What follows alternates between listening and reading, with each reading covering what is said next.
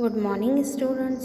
Today we are going to start with the chapter number 21, that is The World in My Home. In this video, we are going to learn three different stories which is happen or which is related to day our life. What we are learning from these three stories, that is makes our world. The world in my home. Let's start this lesson. Here, the one situation is given. Tug of war. Once again, everybody in Mamta's family is quarreling over watching the TV, just like they do every day that which program to watch. रोज़ की तरह आज भी ममता की family में सभी TV देखने के लिए झगड़ा कर रहे हैं। ममता's brother wants to watch a cricket match while little Sejal is eager to watch her favorite program of songs. उसके ब्रदर को क्रिकेट का मैच देखना है, जबकि उसकी छोटी बहन सेजल को उसके फेवरेट गानों के प्रोग्राम को देखना है। Mummy and aunty are good friends but their favourite TV programmes are different. Mummy likes to watch the news while aunty enjoys a TV serial. यहाँ पे मम्मी को न्यूज़ चैनल देखना है और आंटी को उनका फेवरेट टीवी सीरियल देखना है। ममता wants to watch cartoon and daddy enjoys the football match. ममता को कार्टून देखना है और उसके पापा को फुटबॉल मैच देखना है। और घर में टीवी तो एक ही है और देखने वाले इतने सभी। He says that he can watch TV only in the evening.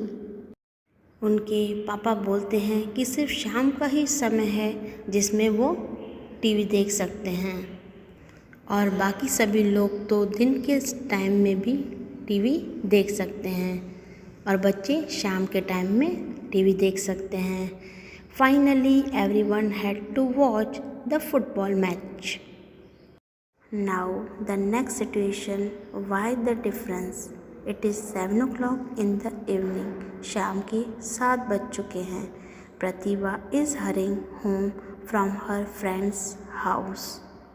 प्रतिभा अपने फ्रेंड के घर गई थी और वो वहाँ से जल्दी जल्दी घर वापस आ रही है। Her brothers Sandeep and Sanjay are busy playing round the corner with their friends. लेकिन उसका भाई संदीप और संजय अभी भी अपने फ्रेंड के साथ खेलने में बिजी हैं।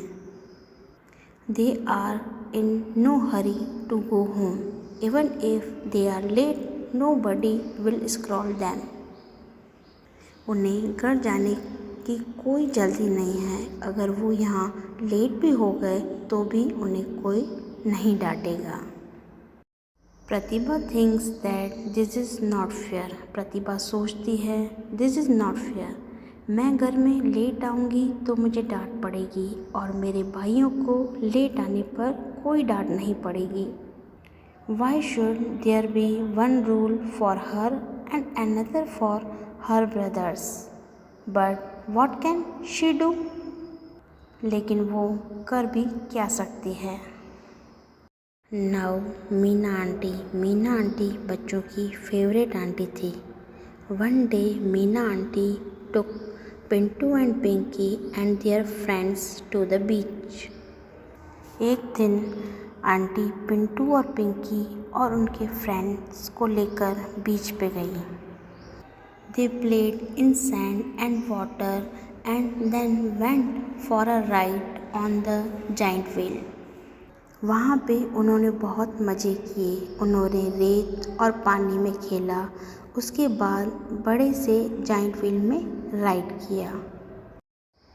After that they ate bhelpuri and bought balloons. उसके बाद उन्होंने भेलपुरी खाई और अपने लिए बलून्स खरीदे। Then everybody enjoyed some icy cold kulfi. When kulfi seller asked for money, he made a mistake. He charged for 5 kulfis instead of 7. उसके बाद सबने मिलके कुल्फ़ी भी खाई। लेकिन जब कुल्फ़ी वाले को पैसे देने की बारी आई तब कुल्फ़ी वाले ने एक गलती कर ली। मीना आंटी के साथ सब बच्चे मिला के 7 जने थे। There were 7 people. लेकिन जब पैसे लेने थे तब कुल्फ़ी वाले ने सिर्फ 5 जनों के पैसे मांगे। The children thought, hurray, we have saved money. सब बच्चों को लगा, अरे वाह, मज़ा आ गया। 7 लोगों ने कुल्फ़ी खाई लेकिन पैसे सिर्फ 5 जनों के ही देंगे। हमने थोड़े से पैसे बचा लिए। But Meena aunty paid the money for 7 kulfis to kulfi seller. But Meena aunty ने ईमानदारी से कुल्फ़ी वाले को 7 जनों के पैसे दिए। बच्चों को मीना आंटी की इस ईमानदारी ने अच्छी सीख दी। इसे बच्चे सारी ज़िंदगी याद रखेंगे। Meena aunties act on that day will always be remembered by the children. Now next situation, what should I do. हमारे देश में आज भी ऐसे बहुत सारे लोग हैं जो अपने आप को दूसरों से कुछ अलग समझते हैं और ऐसी ही एक सिचुएशन है। Akshay loves his grandmother very much. His grandmother also loves him dearly. Akshay अपनी दादी माँ से बहुत प्यार करता है और दादी माँ भी अक्षय को बहुत प्यार करती है। She is very particular about cleanliness. Anil is Akshay's friend. Akshay का एक दोस्त भी है Anil. His grandmother likes Anil too. दादी माँ अनिल को भी बहुत प्यार करती है। But one thing that she tells Akshay again and again is that he should never eat or drink anything at Anil's house. But कभी भी अनिल के घर में जाके उसे कुछ भी खाने और पीने नहीं देती है, because frequently someone or the other at his house is sick. One day there was a volleyball match in the big ground near Anil's house. एक बार क्या हुआ कि सभी बच्चे वॉलीबॉल मैच खेलने गए जो कि अनिल के घर के पास था, बहुत ही बड़ा ground. It was a hot day and everybody was tired and thirsty after the match. बहुत ही गर्म दिन था, सब लोग बहुत ही टायर्ड हो गए और सबको बहुत ही प्यास लगने लगी। Anil invited everybody to his home. Anil ने सबको अपने घर में इनवाइट किया पानी पीने के लिए। Anil's mother gave water to all of them and they drank it. When Anil handed Akshay a glass of water, he suddenly remembered his grandmother's warning. तब अक्षय को अचानक ही याद आया कि उसकी दादी माँ ने क्या बोला करती थी कि अनिल के घर में जाके तुम्हें कुछ भी खाना पीना नहीं है। तब अक्षय कंफ्यूज हो गया कि मैं क्या करूं, अपनी प्यास बुझाऊं या अपनी दादी माँ की बात को मान लूं। Akshay stared at Anil not knowing what to do. Next situation, who will decide. हमारे परिवार के फैसले कौन करेगा। Karsan comes from a large family. His elder uncle looks after the family. Karsan जो है वो एक बहुत ही लार्ज फैमिली को बिलोंग करता है। आपने जॉइंट फैमिली के बारे में तो पढ़ा होगा जिसमें बहुत सारे लोग रहते हैं। वैसे ही करसन जो है उसके एक एल्डर अंकल हैं यानी कि उसके पापा के बड़े भैया, वो ही उसके परिवार के हर चीज़ की देखभाल करते हैं।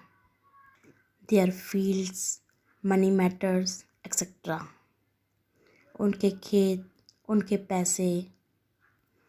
He decides about all the small and big things for the family. और घर की बाकी सारी चीज़ें, छोटे से छोटे फैसले और बड़े से बड़े डिसीजन भी उनके चाचा ही लेते हैं। Now till now Karsan has worked in the field. Karsan ने बहुत सारे साल खेतों में अपने परिवार के साथ काम किया, किसान बनकर फसल उगाई। But now he wants to do something different. लेकिन अब वो कुछ अलग करना चाहता है। He would like to borrow some money from a bank and buy a chakki, floor grinder, machine to grind grain. वो बैंक से पैसे उधार लेके चक्की मशीन खरीदना चाहता है जिससे हम अनाज को पीसते हैं। करसन को लगता है कि ये जो काम है उसके बहुत ही फ़ायदे का है। उसके पूरे गांव में ऐसी कोई भी मशीन नहीं है। There is no such machine in their village. Karsan is confident that this new work will help him to earn more money for his family. इसीलिए करसन को अपने ऊपर पूरा विश्वास है कि वो अगर चक्की मशीन का काम शुरू करेगा तो उसे बहुत सारे पैसे मिलेंगे, क्योंकि गांव के सभी लोग उसी के पास आएंगे गेहूं को पिसवाने। Father has agreed to let him try the new work. Karsan के जो पापा हैं उस बात को एग्री कर गए। But his elder uncle is not agreeing to this. Now the last situation, I don't like it. Meena and Ritu were going home after playing लंगड़ी। मीना और रितु बहुत ही अच्छे दोस्त थे। लंगड़ी खेलने के बाद मीना ने रितु को बोला कि चलो रितु, मेरे घर चलो, come on come to my house. Pleaded Meena pulling Ritu's hand. Ritu ने कहा, is your uncle at home? क्या तुम्हारे अंकल घर पे हैं? अगर वो हैं तो मैं नहीं आऊँगी। If he is I will not come, Ritu answered. तब रितु बोलती है, तुम ऐसा क्यों कह रही हो अंकल के बारे में? अंकल तो तुम्हें पसंद करते हैं। But why do you say that uncle likes you?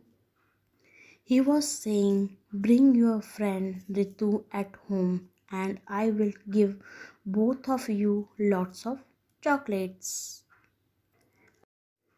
Uncle कहते हैं कि तुम अपनी फ्रेंड रितु को घर लेके आना। अगर तुम उसे घर लेके आओगी तो मैं तुम दोनों को बहुत सारी चॉकलेट्स दूंगा। Ritu pulled her hand away from Meena. Ritu अपने हाथ जो है वो पीछे की तरफ खींच लेती है मीना से, saying that I am scared of your uncle. मुझे तुम्हारे अंकल से बहुत डर लगता है। I do not like it when he even touch my hand. और मुझे बिल्कुल भी अच्छा नहीं लगता जब वो मेरे हाथ पकड़ते हैं। और ये बात बोल के रितु वहाँ से चली गई। Saying this, Ritu went home. So this chapter was related to social issues and social awareness. Students, here we complete our chapter number 21, that is The World in My Home. Thank you.